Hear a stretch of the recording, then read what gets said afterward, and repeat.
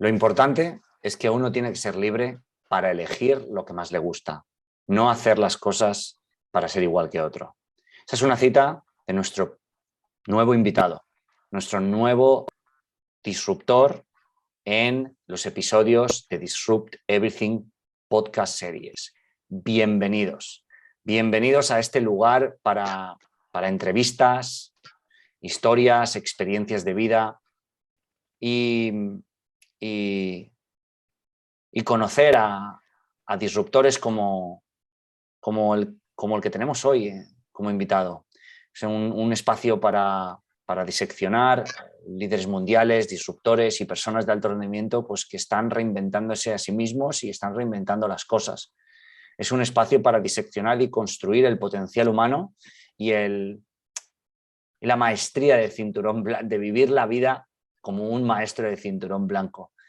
También va sobre sabiduría moderna, también sabiduría ancestral, también es un lugar para el crecimiento exponencial, el autodominio, la mentalidad disruptiva, la tecnología, espíritu empresarial y emprendedor, actitud imparable, rendimiento holístico, reinvención personal, hackear la vida, life hacking, la ultraproductividad, autodisciplina, experiencias pico, experimentos de estilo de vida y sobre todo este es un lugar, un podcast para sobresalir, no del resto, sino de uno mismo.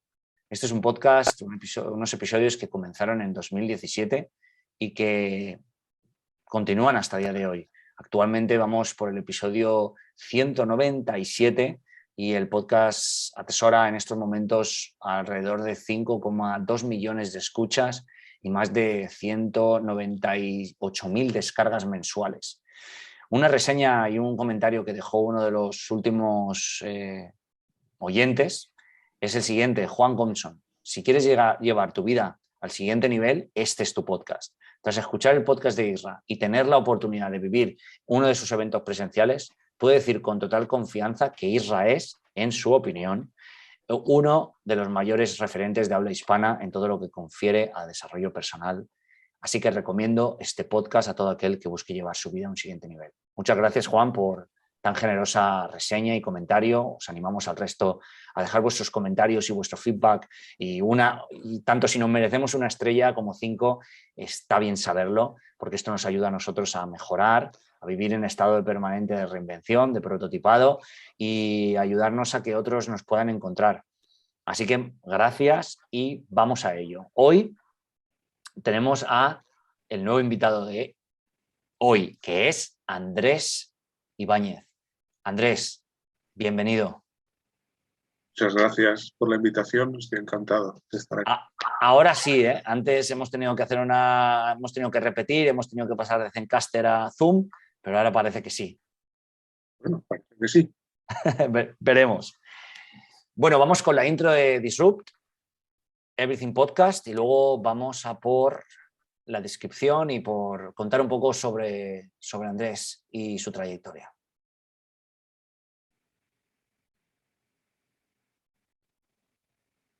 Andrés Ibáñez nació en Madrid en 1961, es escritor y dramaturgo, con obras traducidas a varias lenguas.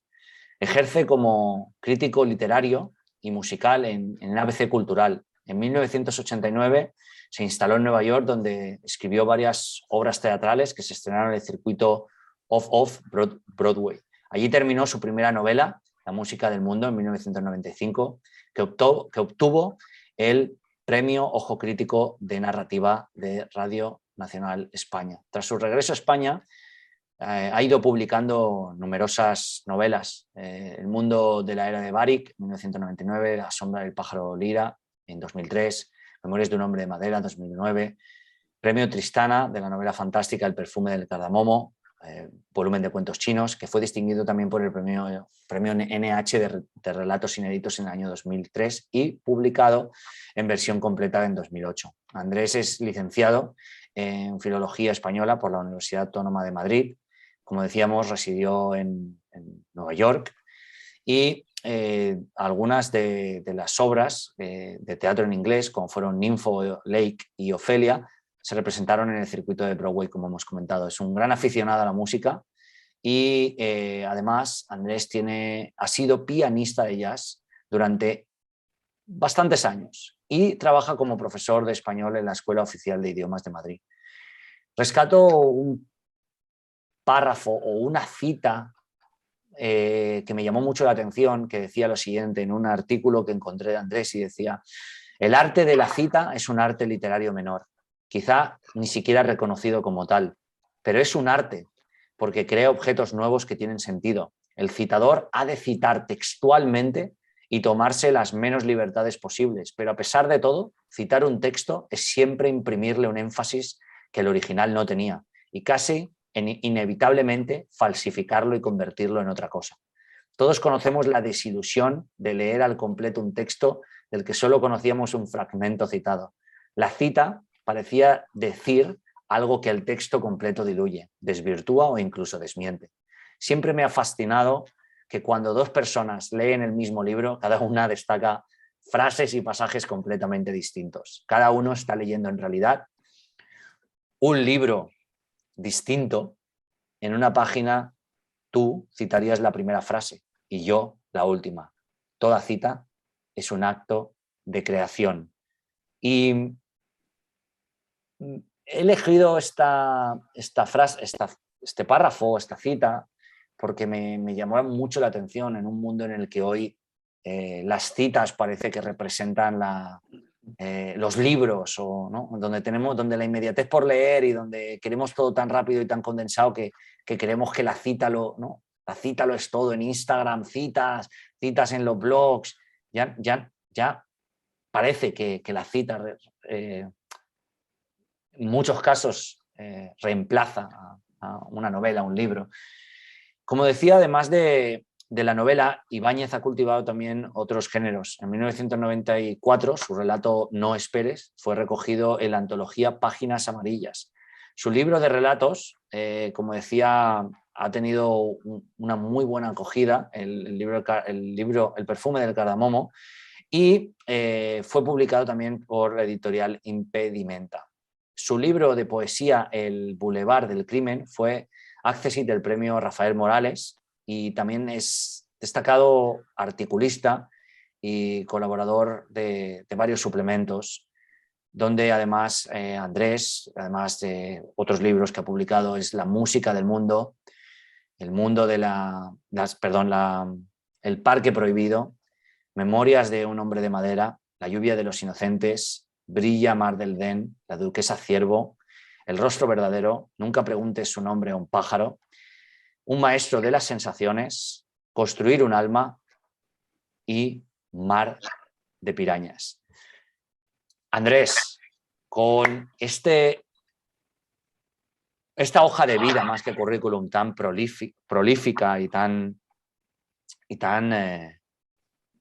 cosechada y tan cultivada, mi primera pregunta, bueno, primero de nuevo darte la bienvenida al podcast y agradecerte este tiempo con nosotros.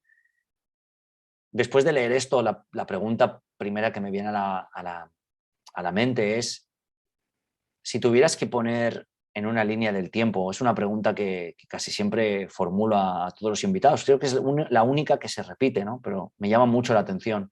Si tuvieras que poner en una línea del tiempo todos los hitos que más han impactado en tu vida, ¿cuáles serían esos hitos? Qué pregunta tan difícil. Esta me la tenías que haber dicho antes para que me la preparara y quedara muy bien y fuera muy brillante. Los hitos de mi vida. Primer hito, nacer.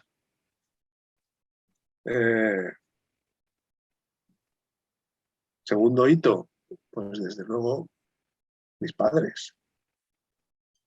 Luego, cosas importantes, muy importantes en mi vida, la música, el descubrimiento de la música. Mi mujer, a la que conocí cuando éramos niños los dos, luego nos reencontramos más tarde y con la que llevo toda la vida viviendo, y viviendo no solo juntos, sino descubriendo juntos y transformándonos juntos y saltando de un país a otro y de una actividad a otra y milagrosamente siempre juntos. Otro hito muy importante fue la India. Conocer la India, eso me cambió completamente. Otro hito importante fue Nueva York. Y sobre todo en Nueva York conocer a mi maestro, Dharma Mitra. Los 7 años que estuve en Nueva York fueron años sobre todo de búsqueda y de conocer tradiciones de conocimiento, de entrar en contacto con personas. Y hay muchas importantes. También viajé a México y eso fue muy importante para mí, pero creo que conocer a Dharma, mi maestro de yoga, a cuya familia espiritual yo pertenezco, fue un hecho fundamental en mi vida. Y luego el último hecho importante ha sido pues, tener a mis 2 hijos, con los que aprendo muchísimas cosas y me lo paso muy bien, y que son, pues no sé, quizá lo que más me enorgullece de mi vida, incluso más que mis libros, desde luego. Y me doy cuenta de que en todo esto que he contado no he dicho ni nada de los libros, ¿no? Escribir siempre he escrito, desde que era niño, y quizá pues ahí no hay un momento, no hay un... Pero desde luego escribir siempre ha sido para mí el centro de mi vida hasta que conocí a Dharma y hasta que conocí esa segunda universidad.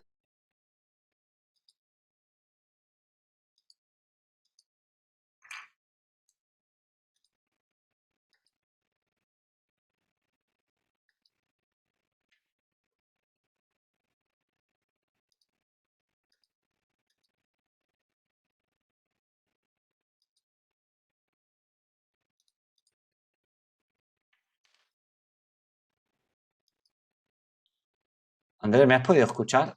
Creo que sí. Espera, creo que se ha pasado algo y... Es raro. Un segundo.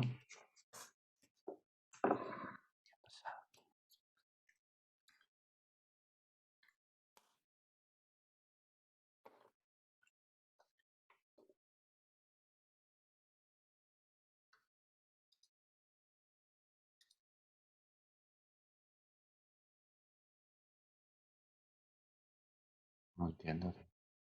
No entiendo. Ahora. Vale. ¿Me escuchas? Sí. Sí, perdona que se ha desconectado Ahí. cuando estaba acabando la frase y entonces he ido a ver si podía modificar los ajustes. Disculpa.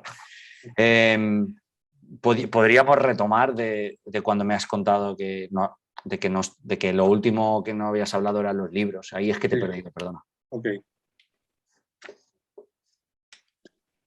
Me doy cuenta de que de lo que no he hablado es de libros en esta colección de grandes hitos.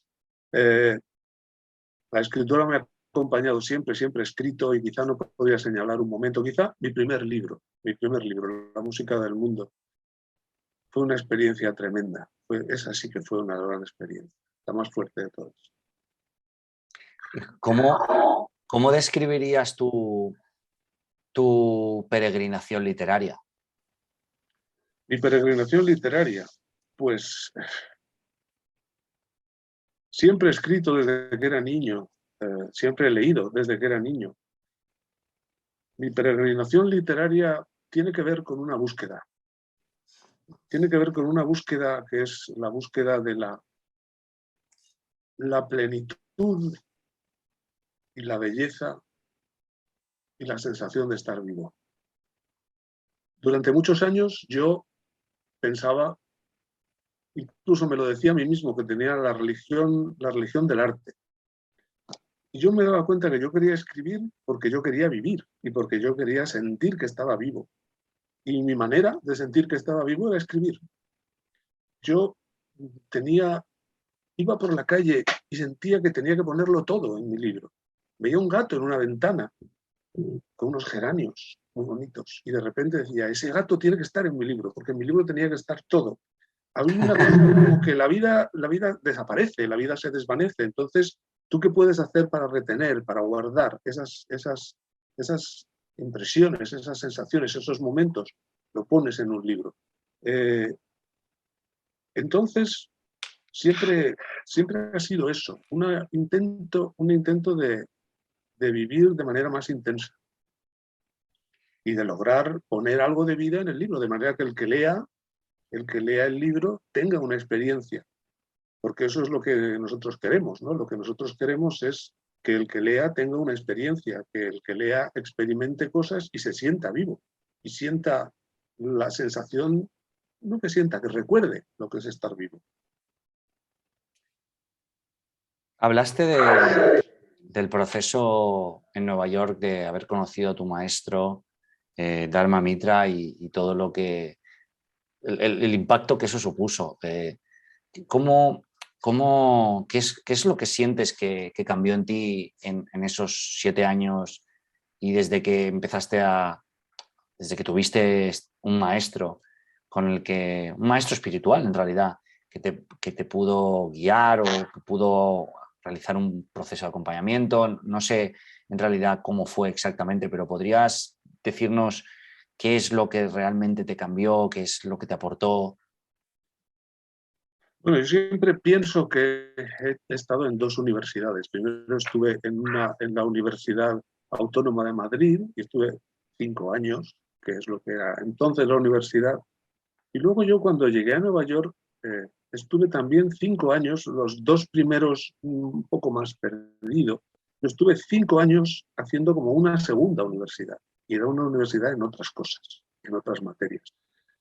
Primero, Dharma Mitra, porque tuvimos la gran suerte de que vivíamos en la manzana de al lado de su centro. Ahora Dharma se ha convertido en una gran celebridad mundial, sale en todos los programas de yoga, en los libros de yoga, incluso cuando se habla de los tipos de yoga, pues un tipo de yoga es Dharma Yoga, ¿no? Porque es su estilo de yoga. Pero entonces, pues no era tan conocido y entonces era muy próximo. Nosotros empezamos a ir todos los días a su centro y empezamos pues casi a vivir con él, ¿no? No a vivir con él, pero vamos, vivir muy cerca, a tiros, etc. Pero durante los 5 años yo también conocí otras cosas. Por ejemplo, entré en contacto con un grupo del Cuarto Camino y empezamos porque conocíamos a un hombre que había sido Alejandro Kahn, que fue discípulo de Madame de Salzman, que era una de las discípulas directas de Gurdjieff. Entonces, él traía sobre todo, traía el trabajo de Gurdjieff directamente. Empezamos a hacer reuniones semanales en nuestra casa. Y luego también conocimos a un chamán mexicano. Y este chamán mexicano, pues Edgar Delgado, nos llevó a México. En México conocimos a su maestra. Empezamos a viajar a México a través de Mariví. Entramos en contacto un poco con el Círculo de Castaneda y que entonces empezaba como a salir a la luz, que siempre había estado en secreto. Entonces, pues fueron años de muchísima búsqueda, ¿no? En el yoga, en la meditación, en el Cuarto Camino, en el chamanismo, en México. ¿Qué me cambió eso? Me cambió completamente, porque yo era una persona occidental con todos los prejuicios y toda la visión que tenemos en Occidente, que no es ni buena ni mala, es estupenda, es maravillosa, pero le falta algo, ¿no? Entonces yo ahí aprendí un montón de cosas nuevas. Aprendí qué es la energía, aprendí qué es el cuerpo sutil, aprendí realmente qué es la naturaleza, aprendí qué es la poesía también. Y esto yo aprendí gracias a mis queridos amigos mexicanos y a mis queridos chamanes, ¿no? Eh, por ejemplo, yo en México aprendí lo que significa oír a los árboles, lo que significa que las piedras cantan, que la tierra habla, que el agua habla. Lo que llamamos magia, lo que llamamos eso que se llama magia de manera tan ligera y tan imprecisa. Yo aprendí que todo eso era completamente real, que todo eso era real. Entonces mi visión de la poesía ya no era como algo literario, sino algo real, literal.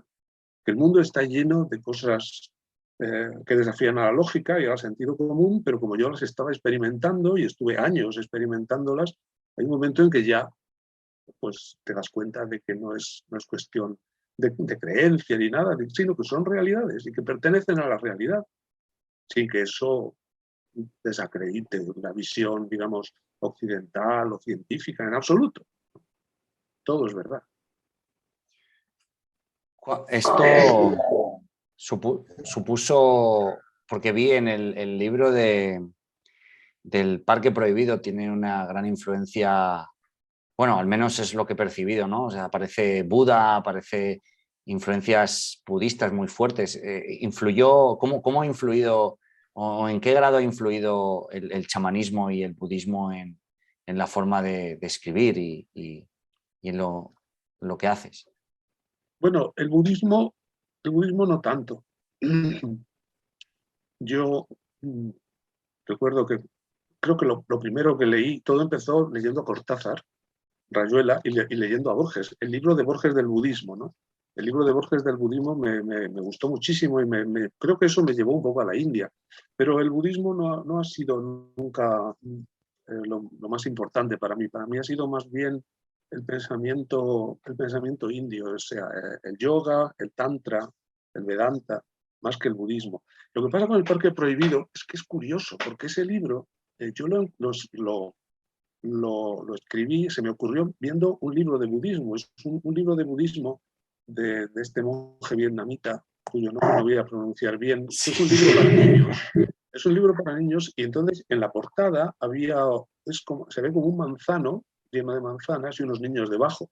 Entonces yo de pronto vi esa portada y de repente dije, tengo una historia y esa es la historia del Parque Prohibido. Y sí, en el Parque Prohibido hay un tema que a mí me interesa mucho, que es una historia que a mí me obsesiona. Y es la historia que cuenta Tarkovsky en Stalker, que es una historia que viene de una novela de ciencia ficción. Es la historia de un lugar misterioso, el parque es una zona peligrosa, y en ese parque hay un sitio donde se realizan los deseos. Tú puedes ir a ese lugar y si consigues llegar, se realizan tus deseos. El problema es que no se realizan los deseos que tú pides, se realizan los deseos que tú quieres de verdad dentro de ti. Esa historia, la historia de la película Stalker, siempre me pareció, no sé por qué, me parecía totalmente fascinante. Me parecía como la historia más importante que se podía contar, no sé por qué. Y entonces esa es la historia del Parque Prohibido, que es un libro para niños que a mí la verdad me gusta mucho. Hablabas también del chamanismo, ¿no? Que ha sido un movimiento que ahora mismo también, pues, en el siglo XXI, con la mayor parte de enfermedades mentales que ocurren y ¿qué es lo que más te impactó? ¿Qué es lo que de verdad sientes que te ayudó del chamanismo en tu vida para llegar a la persona que eres? Mira, yo pensando en mi vida, en mi carrera, en mi carrera literaria, que no es una cosa muy importante, pero bueno, está en mi vida también. ¿Qué es lo que lo une todo? Pues creo que lo que lo une todo es lo que tiene que ver con el cuerpo. En el yoga, el cuerpo es el centro, se trabaja con el cuerpo. No solo en el yoga físico, toda la enseñanza del yoga, que tiene que ver con la enseñanza tántrica, es algo que tiene que ver con el cuerpo porque tiene que ver con las sensaciones y tiene que ver con la percepción, tiene que ver con los sentidos, porque en el yoga se usan los sentidos, se usan los colores, se usan las formas. Pero yo me doy cuenta de que en el trabajo artístico también uno escribe con el cuerpo. Si uno escribe con la mente y con las palabras, mala cosa. Va a escribir libros mentales, a lo mejor muy inteligentes, pero muy aburridos y muy pesados. Hay que escribir con el cuerpo, hay que escribir con las sensaciones, con las vivencias, con lo que oyes, con lo que hueles, con lo que ves, desde luego, con las imágenes. Hay que escribir con el cuerpo.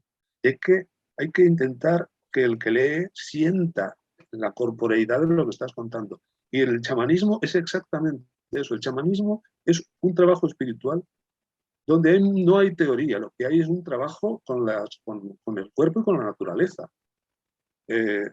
A veces el yoga, por ejemplo, es bastante suave, el chamanismo puede ser tremendo, puede ser cruel, brutal y enloquecedor. A veces se lleva el cuerpo al límite, ¿no?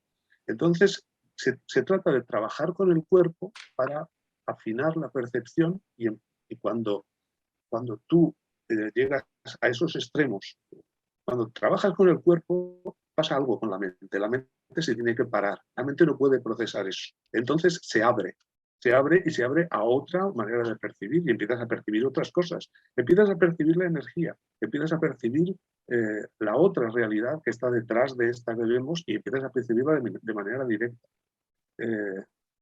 Creo que eso es lo que une a todas las cosas que yo he hecho, porque además en el yoga, cuando se piensa en el yoga es el conocimiento, es el conocimiento de Shiva y es un conocimiento muy antiguo, es un conocimiento anterior a los Vedas, anterior a los Upanishads, es el conocimiento antiguo y es el conocimiento chamánico. Porque en realidad, o sea, qué es un chamán? Cristo era un chamán.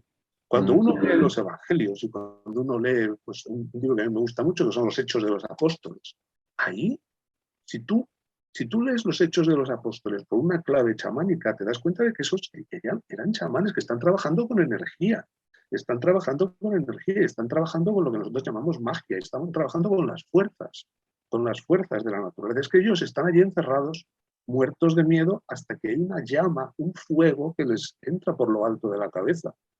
Entonces, creo que la clave de todo para mí es el concepto de energía. Darnos cuenta de que esto no estamos trabajando con ideas, ni es una filosofía, es algo que tiene que ver con la energía, es decir, algo hasta cierto punto objetivo, científico, ¿no? Si tuvieras que rescatar de cada uno de los periodos de tu vida un gran aprendizaje, ¿cuáles destacarías? De toda mi vida. Sí, como llamemos los diferentes periodos que tú puedas considerar como, bueno, de aquí, pues a lo mejor cuando estuve en Nueva York, a lo mejor cuando volví a España antes de irme. Uf, qué difícil. Dios mío.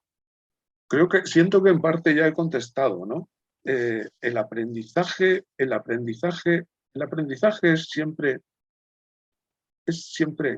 el mismo, que somos unos pobres idiotas, pero que podríamos dejar de serlo. Que somos unos seres que nos creemos muy importantes y que tenemos unos problemas terribles, pero que en realidad somos unos seres bastante ridículos y risibles. Y que hay una posibilidad. Para mí el aprendizaje principal es ese, que hay una posibilidad. Que había una cosa que Gurdjieff decía, que es el horror de la situación. Date cuenta en qué situación estás, ¿no? Eres un ser mecánico, estás lleno de tendencias que te dominan, no consigues nada, pero hay una posibilidad, y para mí eso es lo más importante. ¿Cuál es la posibilidad? La posibilidad está como la llave secreta que abre todas las puertas, y esa llave secreta la tienes tú en la mano, pero no la ves, no te das cuenta. Creo que el aprendizaje es despertar aquí y ahora, vivir, empezar a vivir, darte cuenta de que darte cuenta de que esto no es un ensayo, de que esta vida que tenemos no es una posibilidad entre varias y que no estamos ensayando algo para hacerlo luego bien, no, esto es tu vida, esta que tienes, ahora estás vivo, ahora. Y es ahora cuando lo tienes que hacer. Y es esto lo que tienes que vivir. Porque siempre estamos esperando. Yo recuerdo cuando empezamos a vivir en Nueva York, bueno, primero hay la fascinación de estar en Nueva York, resolver todos los problemas, de meterte en la ciudad, de conocer a gente, pero yo me daba cuenta de esto durante como unos 2 años, me daba cuenta que estaba siempre esperando. Estaba siempre esperando. esperando a que pase algo bueno, esperando a que llegue alguien a mi vida, esperando a que mi vida empiece. Estaba esperando a que mi vida empezara. Y claro, así vivimos casi siempre. Y de pronto algo pasó y ya dejé de esperar. Empezaron a pasar cosas. ¿Y qué es lo que pasó? Pues probablemente que yo tenía una situación de tal aislamiento, soledad, vacío, fracaso, porque yo había terminado mi primera novela a la que había dedicado 10 años de trabajo y nadie la quería publicar. Y entonces yo estaba en un país extranjero, al principio sin trabajo, con amigos, pero en fin, totalmente aislado, con esta novela que nadie quería publicar. Y yo decía, entonces es como que cuando estás en una situación así, que es como estar en el desierto, que no tienes nada, que no tienes nada a lo que agarrarte, que tú cuando piensas, ¿yo qué soy? Pues yo no soy nada. ¿Qué he hecho en la vida? No he hecho nada. Entonces, cuando estás así, yo creo que o te mueres o renaces. Entonces, ¿qué pasó? Pues que pasó que estando en esa especie de limbo y de desierto, pues empecé a conocer a personas de conocimiento y empezaron a pasar cosas en mi vida, empezaron a pasar cosas. Y entonces mi vida se volvió interesante. Yo recuerdo que Edgar, mi querido amigo Edgar, el primer chamán, él decía, yo no soy un chamán, soy un chamanito. Pero bueno, la humildad siempre es una cosa buena. Me decía, ay Andresito, ahora has entrado en el tiempo de los magos, y en el tiempo de los magos pasan cosas todo el rato. Pasan cosas por la mañana, pasan cosas por la tarde, y la vida se vuelve interesante. Creo que ese fue el cambio. Me ha recordado que hace un tiempo entrevisté al maestro Dokusho Villalba, el maestro Zen, y él decía que el verdadero despertar está en el engaño, la propia ilusión, ¿no? Cuando estás sumido en esa profundidad de engaño es cuando el despertar es grande, ¿no? Sí, qué bonitas son esas cosas que dicen en el Zen. Yo tengo que decir, es que es curioso esto, tuve una experiencia, creo que la primera experiencia que tuve, digamos, de meditación, bueno, yo tenía 17 años o así, ¿no? Y entonces era pues un adolescente lleno de complejos, de miedos, de terrores, de preocupaciones, de amores perdidos, era horrible, ¿no? Y entonces recuerdo, yo leía mucho a Cortázar y creo que Cortázar, sobre todo en sus primeras obras, tenía un gran interés espiritual, sobre todo en Rayuelas, un gran libro espiritual. Pasa que creo que el propio Cortázar ni siquiera entendía lo que estaba haciendo y luego se fue hacia la política y todo eso, y ya olvidó esas cosas. Pero yo leía mucho a Cortázar y me obsesionaba mucho. Y recuerdo que una vez andando por la calle, yo nunca me he sentido tan vacío, tan desesperado como cuando tenía 16, 17 años. Y de repente sentí que yo me hundía por un pozo. No sé si esto tiene que ver con algo de lo que decías tú de la ilusión. Sentí que me hundía por un pozo y me hundía en lo más oscuro. Y claro, hundirse por un pozo quiere decir hundirse en la negrura, en el fondo de la tierra. Entonces yo pensé, bueno, me voy a seguir hundiendo hasta el fondo. Y me hundí, me hundí, me hundí, me hundí, y seguí hundiéndome. Llegó un momento en que el pozo empezó a llenarse de luz. Y entonces salí del pozo y había un lugar que era como un paisaje iluminado por el sol y estaba lleno de gente. Otros que habían llegado allí igual que yo, y allí ya no había oscuridad, allí estábamos todos. Y entonces yo pensé, ¿esto qué significa? No entendí lo que eso significaba hasta muchos años después, cuando estaba en Nueva York y estaba haciendo yoga nidra con mi maestro Dharma Mitra, y cuando hacíamos meditaciones y hacíamos meditaciones guiadas, y había un pozo, y nos metíamos en el pozo, y nos hundíamos en el pozo, o nos hundíamos en el mar, y en lo más oscuro llegabas a un lugar iluminado, que estaba lleno de gente, que estaba lleno de otros como tú. Porque cuando uno se hunde en lo más oscuro es cuando llega a la luz. Hay que pasar, siempre para llegar a la luz hay que pasar por un túnel, por un pozo. Para llegar a la luz hay que atravesar eso, hay que tener el valor y la suerte de poder atravesarlo.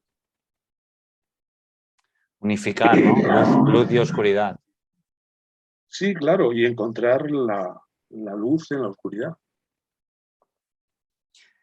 Andrés, ¿cuál de todos tus libros es el que más has disfrutado escribiendo y por qué? Pues sin duda alguna, el primero, bueno, La música del mundo, el primero, pero también es el que más he sufrido porque me pasaba años y luego lo tiraba a la basura. Sufrí mucho, pero también, no sé, no tenía, no tenía ninguna expectativa. Eh, y para mí escribir entonces era como una especie de alucinación, ¿no? Meterse en mundos, en imágenes, y yo me metía libremente y me dejaba llevar y me metía en unos estados increíbles. Creo que fue mi primer libro, el que más he disfrutado. Seguramente no es el mejor, pero para mí tiene algo muy especial, porque hay algo como que es eh, el, el- el abandono total en el mundo de las imágenes. Y, y de todos, el que a lo mejor ya has respondido a esta pregunta es, y de todos los que has escrito, ¿cuál es el que más te ha costado y por qué? No, no sé si es el primero, como dijiste, pero La música del mundo, sí. O sea, estuve como 10 años escribiéndolo y luego empecé a mandarlo a las editoriales. Las editoriales me decían educadamente que no. Entonces dediqué un año entero a escribirlo, a reescribirlo, o sea, ya 11 años. Aquí ya estaba en Nueva York. Y volví a mandarlo a las editoriales y, y también me decían que no. A veces decían, no, es un libro interesantísimo, es un libro fascinante, es un libro increíble, pero no lo vamos a publicar.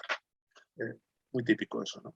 Y entonces, al final, pues un editor, precisamente estaba yo en México en una casa llena de brujos cuando me dieron este mensaje, ¿no? Que lo iban a publicar. Eh, y eso fue el final de un larguísimo proceso. Nada me ha costado tanto en la vida. Entonces, pues yo no sabía escribir novelas. No tenía, ahora me cuesta mucho menos. Ahora sé más. Sobre todo, tengo la capacidad de cuando algo no funciona, tirarlo a la basura inmediatamente. Al principio se cuesta más. desapegarte, ¿verdad? Sí, sí, desapegarte y además saber que puedes hacerlo más veces, que si eso no funciona, otra cosa funcionará. Hay que tener confianza. Andrés, ¿qué es lo más relevante que aprendiste a escribir? Sí, ¿qué es lo más relevante que aprendiste al escribir un libro o, bueno, colección de cuentos como El maestro de las sensaciones? Bueno, Un maestro de las sensaciones es una colección de cuentos que no es unitaria. Yo los juntando cuentos que tenía por ahí. Eh, por ejemplo, el cuento que da título al libro, Un maestro de las sensaciones, pues trata de un hombre que está en un café y que es el maestro de las sensaciones. Entonces, la gente se acerca a él y le cuentan sensaciones. Y este hombre les explica qué significa. Para mí, este hombre es Gurdjieff. Es Gurdjieff que está en un café de París. Esto no se sabe, pero la verdad es que en la portada, porque yo dibujé la portada de ese libro, en la portada se ven varios personajes del libro y hay un hombre sentado en una mesa de un café que es Gurdjieff, cogido de un retrato de Gurdjieff. Entonces, ese cuento, por ejemplo, pues era muy gurdjieffico, era de mis años gurdjiefficos. Y de los otros cuentos, pues cada uno viene de un mundo, ¿no? Son como a veces búsquedas, territorios. ¿Sigues vinculado al piano y al jazz? ¿Qué dirías que si lo sigues o no, qué dirías que ha aportado esta parte a tu vida y cómo ha contribuido Si a tu puedo hacer faceta o esto, o carrera sea, literaria? si muevo un poco mi cámara, verás que mi piano está ahí a mi lado, ¿no? Y ahí además hay una partitura que es un clave bien temperado debajo. Bueno, el piano siempre está en mi vida. Yo siempre, en las casas que he tenido, siempre he tenido piano y pues ¿qué es el piano? El piano es mi alma, es un alma artificial, ¿no? Es un alma de madera y de cuerda. Eh, ¿Qué ha dado eso? Pues no sé, para mí lo más importante es la música. Yo a veces lamento haber dejado la música y creo que yo abandoné la música porque sentía que no podía ser un músico muy bueno. Sentía que podía ser un escritor bueno, pero no un músico bueno. Yo ahora pienso, pues a lo mejor cometí un error, porque en la música es mejor estar, aunque seas el último ser insignificante, ¿no? Pero no lo sé. ¿Qué me ha dado la música? La música es un lenguaje que nos permite entender al ser humano de la manera más profunda y de la manera más directa. Y es un lenguaje que no tiene palabras, que no tiene significados. Es un lenguaje directo. Para mí todo es música y lo que yo intento hacer cuando escribo, pues es música. La música tiene que ver con la emoción. Y la emoción es algo que muchas veces no se entiende bien. En nuestra cultura la emoción está completamente desprestigiada. Se asocia con la locura, con lo irracional, de igual modo que antes, ahora no lo sé, se asociaba a la emoción con las mujeres, ¿no? O sea, lo que no es intelectual, lo que es loco. Y yo veo que ahora pues, el mundo se está haciendo muy feminista, pero a veces uno piensa, pero este feminismo que hay ahora es un feminismo que no es, que se está olvidando muchas cosas del universo femenino. Y es un mundo donde, claro, porque a veces es un feminismo que tiene unos valores patriarcales, ¿no?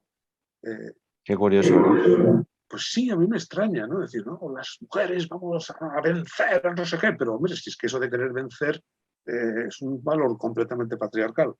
Yo creo que la emoción es algo muy importante. Es muy importante en el arte, es muy importante en la creación, y es muy importante en la vida. Es muy importante para saber cuál es el valor de las cosas. A veces es que esto es una cosa muy evidente, ¿no?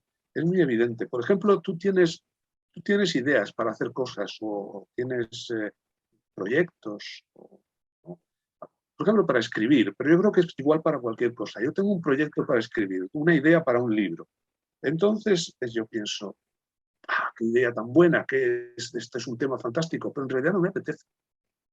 Mientras que hay otra idea, que a lo mejor es una tontería, pero sí me apetece. Y esa idea es la que sirve. ¿Cuál es la diferencia? Que las ideas, los planes, los proyectos, no son nada si no tienen una emoción asociada. Es la emoción la que te dice la verdad de lo que tú estás planeando. Porque a veces dices, tu cabeza tiene una inmensa capacidad para convencerte de que esto es útil, de que esto es necesario, de que esto es inteligente, de que esto... Pero si no hay emoción, es la emoción la que te da el verdadero, es la que da el movimiento, la que da el color, la que da el gusto de la vida, lo da la emoción. ¿Cuáles son si tienes o qué, cuáles son tus procesos o tus formas de cultivar la emoción en tu vida? Bueno, yo tengo mucha suerte porque vivo con la mujer más maravillosa del mundo. Entonces, pues por ese lado, ahí. Y además ella, pues, mi mujer es actriz y bailarina y ahora es profesora de yoga. Y yo a través de ella he aprendido muchísimas cosas. Eh, para mí, no sé si esto va a sonar muy cursi, ¿no? Pero lo más importante es hacer las cosas con amor. Hay que tener amor, hay que hacer las cosas con amor. Hay que escribir con amor y hay que vivir con amor porque es lo único que tiene sentido. Y para mí hay tres cosas que son el placer, el amor y la belleza. Son realmente las tres gracias, ¿no? El placer, el amor y la belleza. Son esas tres emblemas de los que hablaba Pico de la Mirandola. Placer, amor y belleza. Y todo está relacionado. Y son cosas que se suelen considerar de poca importancia, ¿no? Cosas fáciles, cosas tontas, cosas superficiales. Para mí, la felicidad es mucho más profunda que la desgracia. La desgracia es lo más fácil. ser desgraciado, sufrir, llorar, lamentarse, eso es facilísimo, eso es mecánico, es automático, todo el mundo está así. Lo difícil es ser feliz, lo difícil es disfrutar. Eso que se decía siempre, el hedonismo, el fácil disfrute, pero sí, es que disfrutar no es fácil, es lo más difícil. Los grandes sabios siempre están riendo. Los grandes sabios, o sea, el sabio de verdad es el que está sonriendo, o muerto de risa, ¿no? No sé, Sadhguru, por ejemplo, está siempre doblado de risa. No sé de dónde venía esto, no sé de qué estoy hablando. Estábamos hablando de cultivar primero De cultivar la emoción, que eso nos ha Bueno, llevado al amor, las tres gracias, tu mujer. cultivar la emoción es vivir, es que uno vive, lo más importante de la vida es, bueno, que uno que quiere una vida con sensaciones y una vida con emociones. Y las emociones, pues son, no sé, son lo que hace que la vida merezca la pena ser vivida. Desde luego, la escritura, el arte, la literatura, los libros, la poesía, la música, todo eso tiene que ver con la emoción. Andrés, ¿cómo lidias con las distracciones que hay hoy en día, ¿no? Que cada vez parece que hay un microorgasmo de distracciones, ¿no? ¿Cómo lidias con ellas para poder estar en lo que ahora llaman en flow, pero bueno, en realidad es enfocado, ¿no? Bueno, ese es el trabajo, ¿no? Yo desde todas estas cosas que hemos hablado, ¿no? Desde que comencé a hacer yoga y a meditar, pues en realidad es el trabajo, ¿no? El trabajo es controlar la mente, controlar las distracciones, porque las distracciones pues, son lo que hace que no vivas tu vida. Nosotros estamos siempre metidos en los pensamientos, siempre preocupados. Pues, ¿qué hago para controlar las distracciones? Hombre, muchísimas cosas.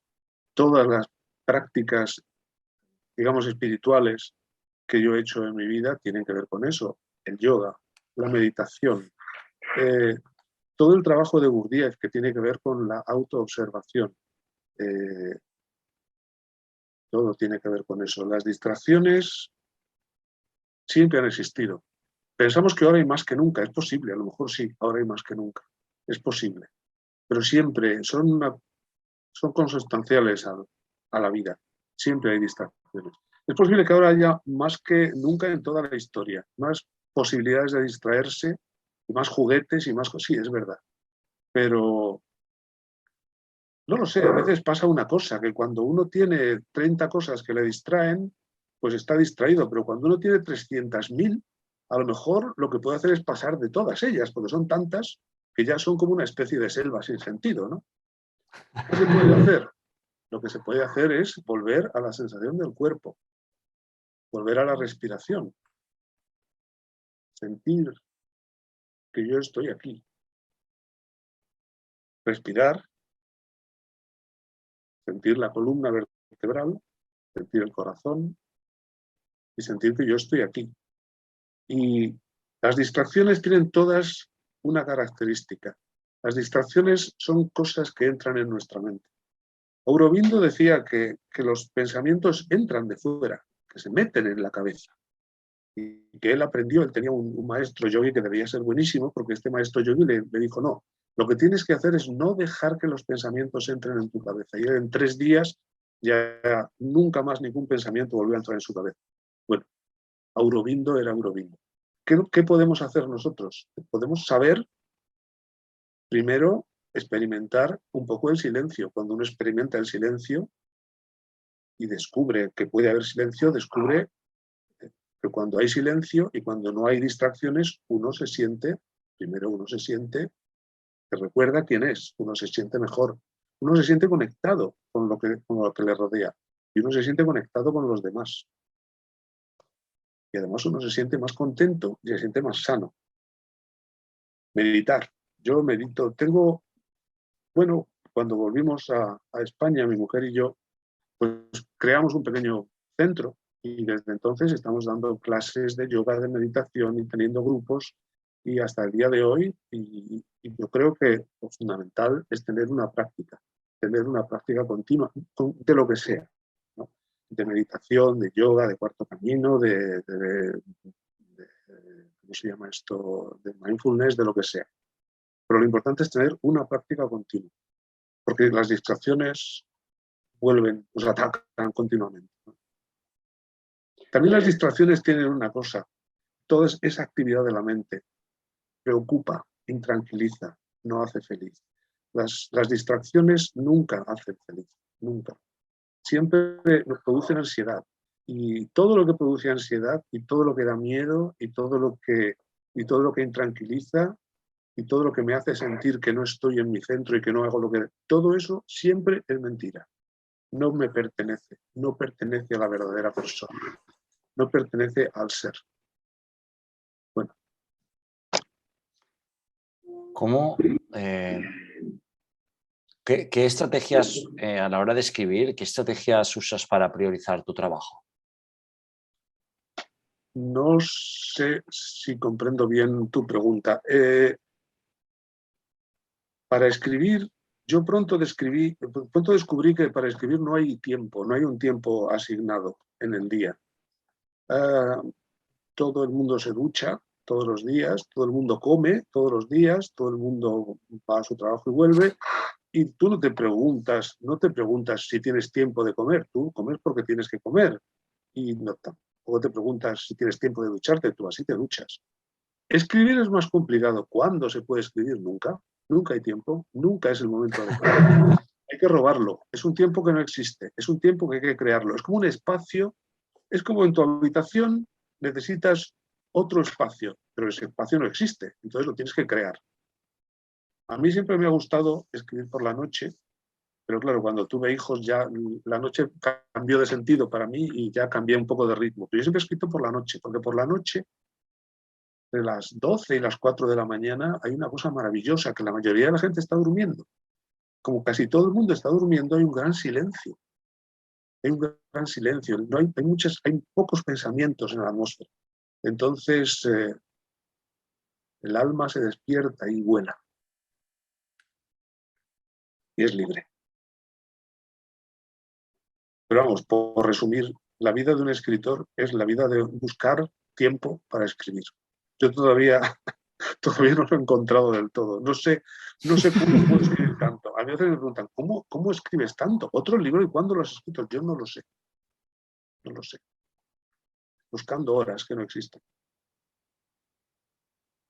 Debido, como decías antes, a la cantidad de prácticas que también has aprendido para estar presente aquí y ahora y ante pues, la adversidad y los retos y las vicisitudes de la vida que todos nos enfrentamos, ¿qué tácticas qué tácticas o hábitos te ayudan a ti a superar esos pequeños obstáculos o maestros que nos lanza la vida? Maestros, es decir, en sentido negativo. Bueno, yo a las adversidades les llamo maestros. Eso me ha Bueno, sí, ayudado claro. a quitarle un poco la etiqueta. Claro, es que son maestros, ¿no? Y todos esos que te putean, ¿no? Y que son todos esos, los que los mexicanos les llaman los pinches tiranos, todos esos los que te hacen sentir ridículo y todos esos son maestros, no cabe duda, buenísimos, ¿no? ¿Qué técnicas? Bueno, yo creo que hay una maravillosa que es el yoga. El yoga se ha puesto muy de moda y cuando las cosas se ponen muy de moda y crecen muchísimo, pues a veces se desvirtúan un poco. Y ahora el mundo está lleno de personas que hacen yoga y que no saben realmente, que creen que el yoga es una especie de gimnasia, ¿no? Incluso creo que se querían poner el yoga como deporte y hacer concursos de yoga. Cosa que, bueno, si alguien quiere hacer eso me parece genial, pero eso no es yoga. Creo que la técnica más completa que yo conozco es el yoga, porque el yoga tiene una cosa. Yo recuerdo la primera clase de yoga que yo tomé, no era nada físico, era un intelectual, estaba todo el día leyendo. Yo recuerdo que di una clase de yoga y cuando salí yo pensé, no sé quién soy.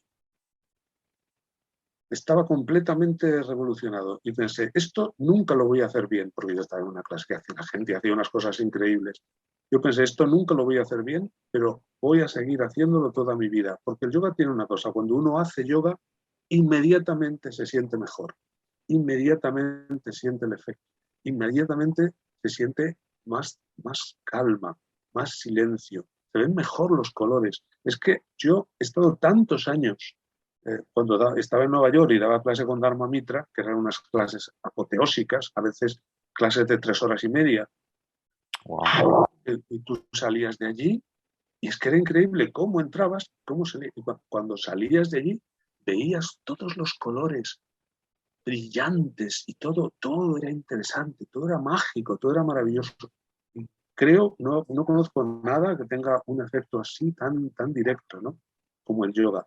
Pero cualquier cosa, cualquier disciplina. Yoga, la palabra yoga significa disciplina. Cualquier disciplina, cualquier práctica. Lo importante es continuar. Cualquier práctica que tenga que ver con el silencio y con el autoconocimiento. Y lo importante es tener una práctica que uno pueda seguir. Por eso esa práctica tiene que gustarnos, tiene que ser interesante y divertida. Cada uno tiene que encontrar la suya, ¿no? Pero para mí la clave es tener una práctica continuada, continuar. Si uno medita, vale, porque es que hay personas que meditan 3 días y dicen, no, es que esto no es para mí. Pero si has meditado 3 días, es como si quieres ser arquitecto y te vas 3 días a estudiar arquitectura y dices, uy, pero hombre, para ser arquitecto hay que estudiar, no sé, 6 años, por ejemplo, ¿no? Por lo menos. Entonces, claro, para meditar, por supuesto que la meditación no es para todo el mundo, pero para meditar hay que entender que meditar es un proceso muy largo y que para sentir lo que es la meditación y comprender hace falta mucho tiempo. Hace falta mucho tiempo. A veces meses, a veces años. Hace falta mucho tiempo. Meditar es algo fundamental. Y quiero decir meditar en el sentido más amplio, no solo meditar de ponerse en pues, la postura del loto, meditar caminando, meditar haciendo artes marciales, meditar la manera que tú quieras meditar, porque meditar significa parar la mente, significa encontrar el silencio interior y sentir y encontrar tu presencia interior. Lo hagas como lo hagas, hay que tener constancia. Creo que esa es la clave. Andrés, ¿cómo manejas las críticas destructivas por un lado y el éxito por otro? Bueno, las críticas destructivas, tengo una técnica muy buena, que es no las leo. O sea, no leo ninguna. Hace mucho que no leo críticas. El éxito, cuando lo tenga, te diré. De momento no he tenido ese problema.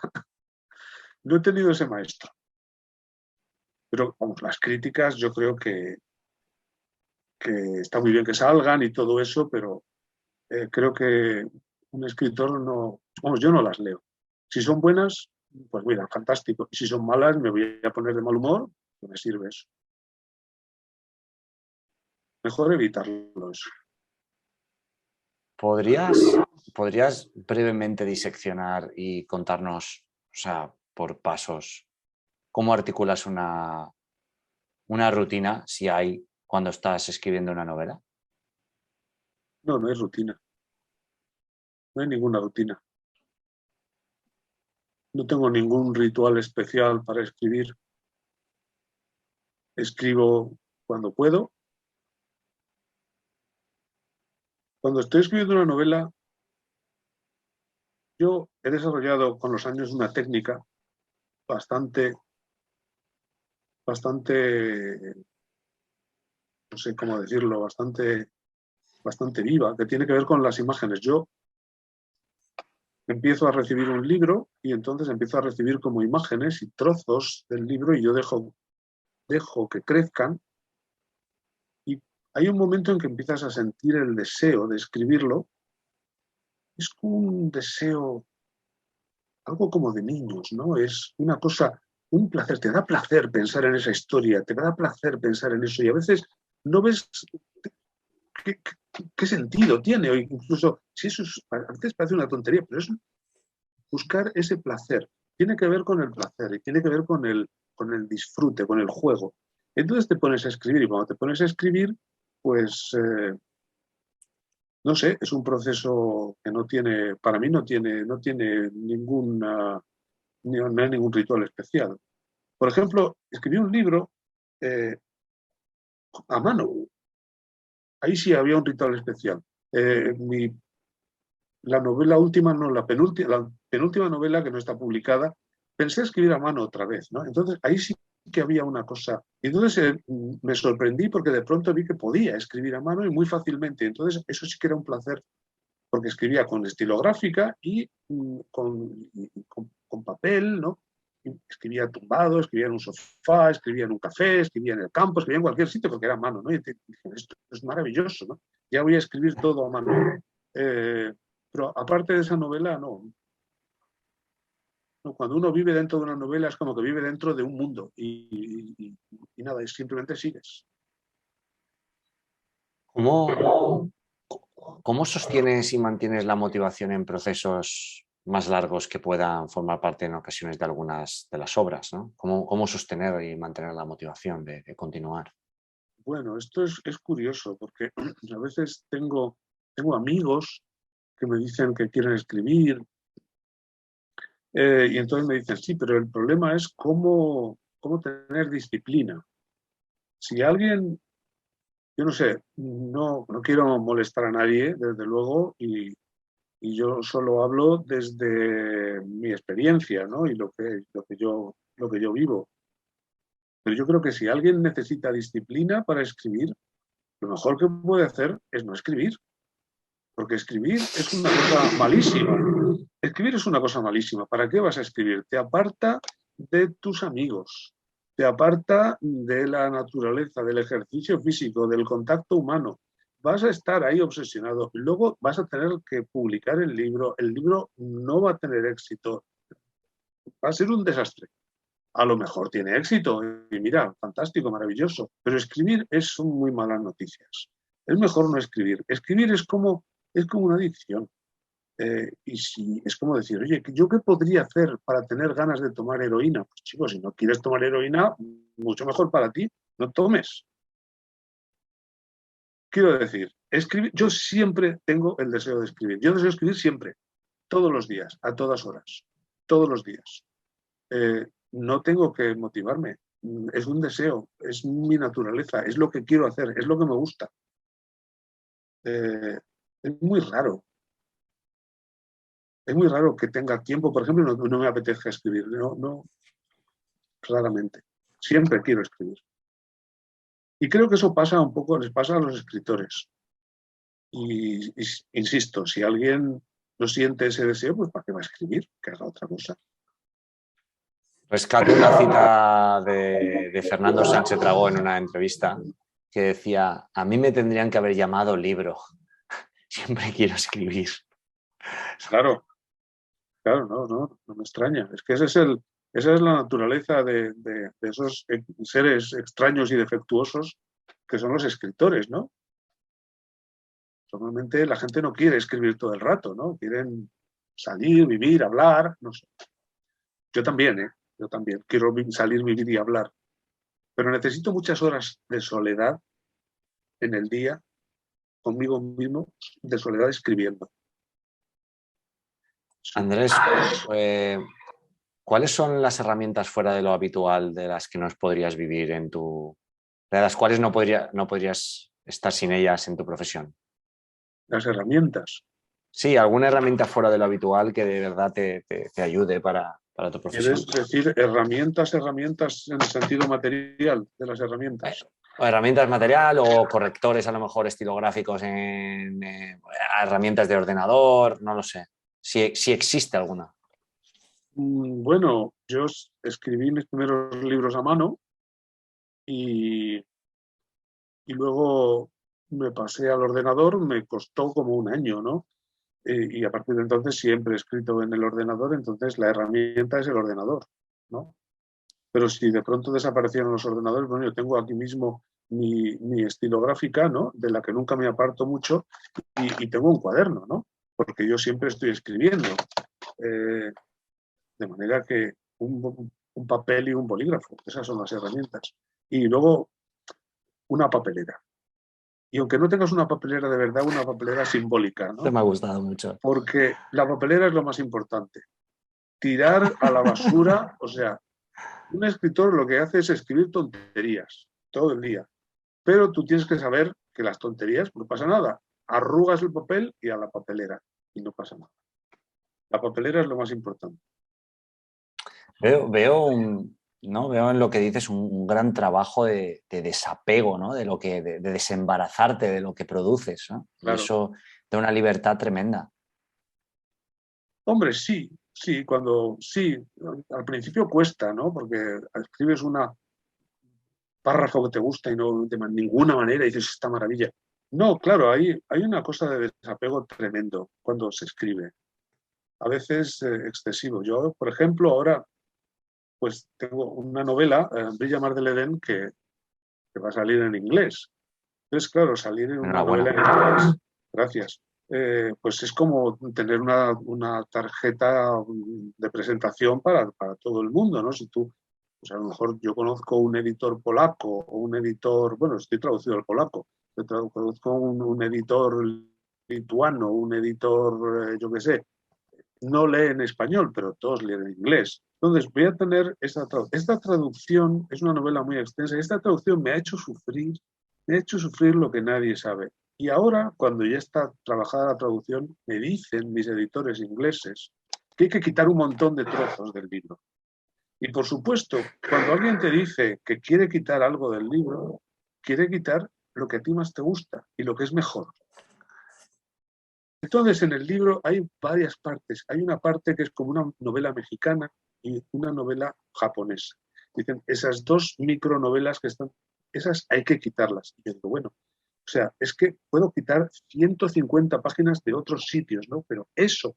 Y entonces me dijeron, no, por supuesto, si tú no quieres. Me dieron una serie de cosas que querían quitar. Y yo me puse, yo no sé, si alguna vez he trabajado en el desapego es en eso.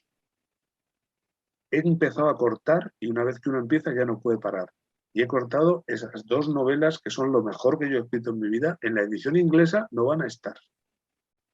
Pero yo pienso, bueno, pues es que dicen, es que si no, el libro va a ser muy gordo, el libro va a ser, no se va a vender bien, nuestros lectores no sé qué, y yo no sé, que un editor que no está convencido con un libro no va a pelear por el libro.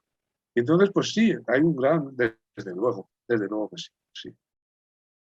Eso sí que es Mira, muy... justo me traes a la luz algo que ha pasado recientemente y es que estaba súper contento y súper orgulloso de acabar mi último libro, de haberlo escrito, digo, wow, un toque de estoicismo, un toque de zen, un libro fuego, y lo mando a la editora y me dice, Irra, esto no es un libro. Yo digo, joder, he publicado 9 libros y esto no me lo habían dicho nunca, ¿no? Y ¿Y qué claro, es? no, me quedé así, ¿sabes? Le dije, oye, dame la dirección de tu casa que te quiero enviar una botella de champán, porque me has hecho un regalo, ¿no? Y eso que decías de tirarlo a la papelera, digo, creo que esto que está diciendo Andrés me viene al pelo, tío. Pero, ¿tú crees que tiene razón? ¿Que no es un libro? Creo que tengo, sí. O sea, la forma en la que ha descrito y ha argumentado cada una de las cosas, o sea, ella, esto es como el titular, ¿no? Pero luego me dice, Ya, esto necesita... La forma, o sea, cómo lo argumente, cómo lo disecciona todo es como impecable. Es decir, ya, gracias, ¿sabes? Es para decirle gracias porque ya. para ahí es un trabajo de sacar tu ego a un lado y decir, venga, a la papelera y vuelvo a empezar. Que es al final, Claro. cuando te he escuchado he dicho, creo que me ha dado hasta la clave. Bueno, sí, pero es que eso hay que hacerlo continuamente. Es que yo, claro, que hay que tirar muchas cosas, incluso cosas terminadas y cosas enteras. Sí, es así. Andrés, vamos a pasar a la ronda de las preguntas de fogueo rápido, que son unas preguntas de respuesta muy corta Vale. y con esto ya vamos hacia el final de la entrevista. Verás que son muy rápidas. ¿El primer libro que te hizo llorar? Pues la verdad no me acuerdo. El primer libro que me hizo llorar. Quizá una novela de Walter Scott. La novia de la Mermur. Una novela de Walter Scott. ¿Las 3 influencias profesionales más importantes de tu vida? Profesionales como literarias. Sí, Escritores. sí. Nabokov, Borges.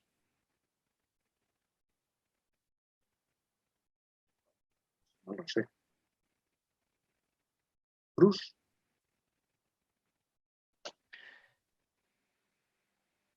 ¿Cuál es tu kriptonita?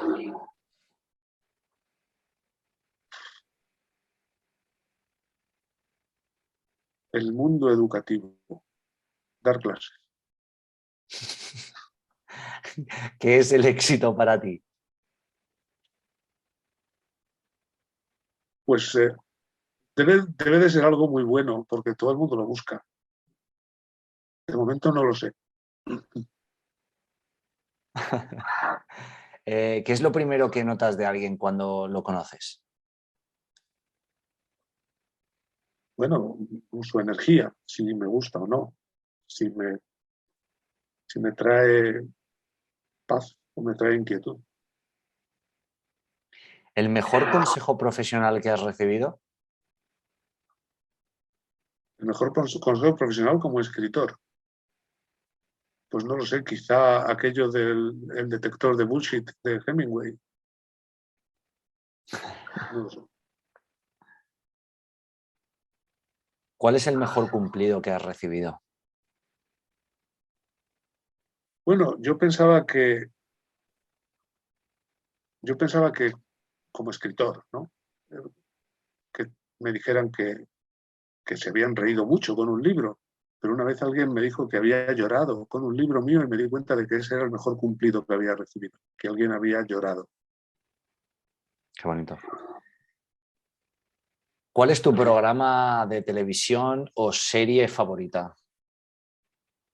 Bueno, si tengo que decir una serie, tengo que decir Lost, porque no sé si sería ahora mi serie favorita, pero con Lost me obsesioné tanto que escribí mi libro más gordo, que tiene más de 800 páginas, que está basado en Lost. Si Perdidos. pudieras ser... Perdón, ya que habías acabado. No, no, no, sí. Ah. Si pudieras ser cualquier animal, ¿qué animal serías? ¿Y Probablemente por un qué? búfalo, probablemente un búfalo de agua. Pues no sé, cuando estaba en la India me atraían mucho los búfalos de agua. Son animales muy poderosos, no tienen enemigos y se pasan la mayor parte de la vida hundidos en maravillosos estanques llenos de nenúfares. Esos nenúfares que hay en la India, que son así de grandes, ¿no? Yo pensaba, este animal es un animal feliz. ¿Qué es lo más raro que has comido nunca? Pues en Cuba una vez estuve a punto de comer tortuga y en México estuve a punto de comer chapulines, que son saltamontes fritos, pero no los comí. Entonces, lo más raro que he comido nunca, pues la verdad, no lo sé, no se me ocurre. Ujú. ¿Cuál es el hábito que destacarías como tu hábito más raro? Creo que mi hábito más raro es el hábito de tener que escribir a todas horas continuamente. Creo que es un hábito realmente raro. ¿Cuál es tu recuerdo favorito de la infancia? Mi recuerdo favorito de la infancia, pues estar con mi padre pescando en el mar y la sensación de los pequeños peces de colores y la sensación de tener un cuerpo, no sé, a lo mejor de 4 años, y de que es todo luz, colores, sensaciones y felicidad total. En una escala del 1 al 10, ¿qué tan bueno eres cuando se trata de lidiar con la muerte? Pues no te sabría decir. 9. La muerte, la muerte no me preocupa. Creo que casi me tranquilizaría saber que después de la muerte no hay nada. Pero estoy totalmente convencido de que la muerte no es el final de nada, que la muerte es solo un paso a otra cosa. No me apetece nada morirme, pero no me da miedo. ¿Cuál dirías que es tu mejor característica?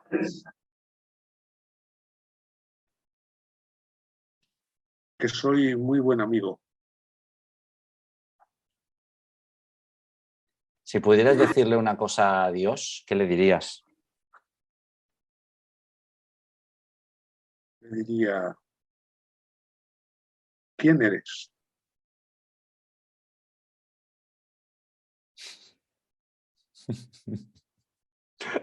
¿Alguna vez has robado algo? Hombre, sí, hombre, alguna vez he robado algo, sí. ¿Algo que Recuerdo que recuerdes? una vez jugué a un juego y en este juego había que hacer, había como unas tareas secretas y a mí me tocó la tarea secreta de robar algo a alguien de los que estaban allí, de los presentes. Y entonces yo robé una pequeña cosa sin importancia, un bolígrafo, me daba igual, y me causó un placer tan grande que me quedé muy extrañado conmigo mismo. Esto me dice algo de mí mismo que no sabía. Creo que es un gran placer robar. ¿Qué dirías que es lo peor de ti? Pues no sé, mi impaciencia, mi autocompasión, quizá. La autocompasión. Quejarse. Lo peor. Sí, quejarse continuamente de lo malo que... Sí. ¿Y lo mejor? Lo mejor de mí. Creo que lo mejor de mí es que, pues, no sé, no puedo decirlo con palabras. Una especie de luz que no es que sea mía, pero está en mí y yo lo siento. ¿Cuál ha sido tu mejor inversión por debajo de 100 euros? Mi mejor inversión por debajo de 100 euros son preguntas realmente muy complicadas. Pues tengo ni la menor idea, no sé. No te puedo contestar, no se me ocurre nada. Vale, gracias. ¿En qué no volverías a gastar el dinero? Uf, en tantas cosas.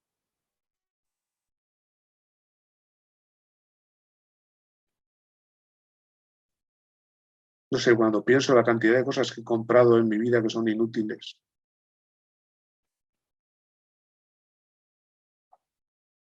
Pero no, tampoco, es que yo, el dinero no tengo una relación así muy directa con el dinero. Para mí es como que el dinero no existe. Existen las cosas, pero no. A veces lo pienso, ¿no? Si pudiera recuperar todo el dinero que he gastado en tonterías que no me interesan, pero no es nada especial. ¿Qué dilema no has podido resolver todavía? Bueno, no he podido resolver por qué es tan difícil, por qué es tan difícil estar en paz consigo mismo, por qué es tan difícil ser feliz. Porque cuando uno es feliz se da cuenta de que no necesita nada para ser feliz. Entonces, ¿por qué somos tan infelices y por qué nos hacemos tanto daño unos a los otros? ¿Por qué somos tan malvados? Mm. No hay ninguna Y, razón. Sí, perdona.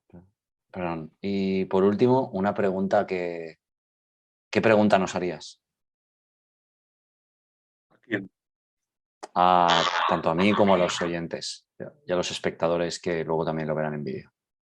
¿Qué pregunta?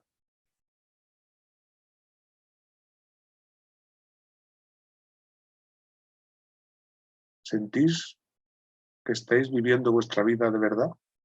o que estáis viviendo una vida que no es vuestra? Porque es una pregunta que yo me hago mucho.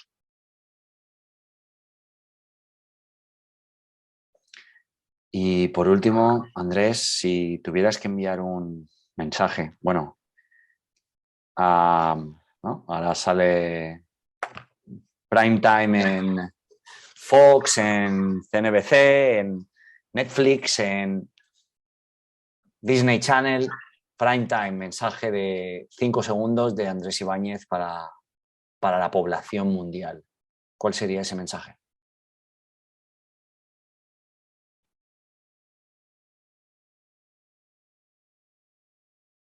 Ser bondadosos con los demás.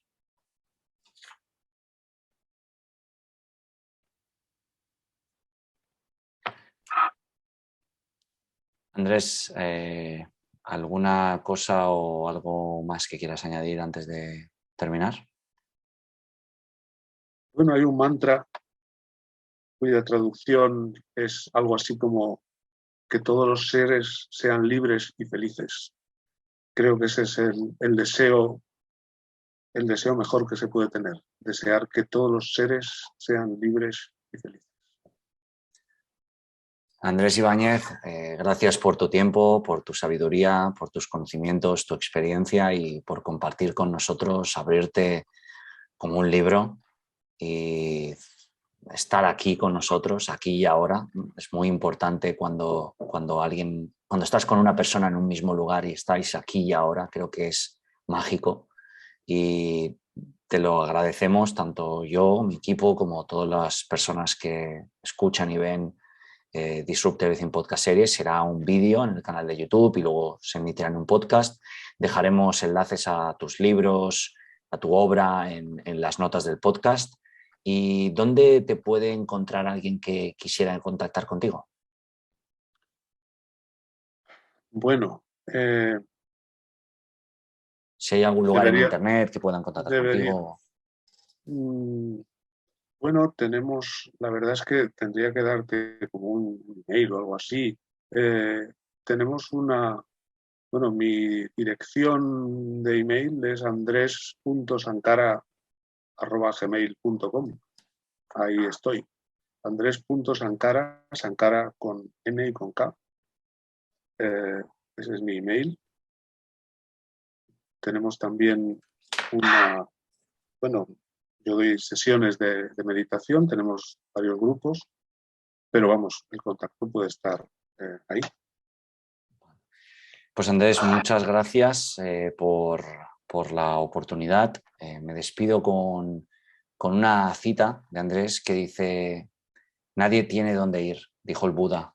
Sin embargo, mientras dura la vida, dura el camino. Mira, hay dos razones para caminar. Unos caminan por el mundo buscando algo. Otros caminan por el mundo porque ya han encontrado lo que buscaban, pero quieren seguir contemplando la belleza de las montañas y los cerezos en flor. Andrés Ibáñez, del Parque Prohibido. Gracias por acompañarnos en este camino, por enseñarnos la disrupción y la reinvención desde otro punto de vista, por aportar con tu experiencia de vida y te deseamos lo mejor, seguiremos conectados. Y aquí has tenido a Andrés. Gracias, Andrés. A vosotros, a ti, Isra.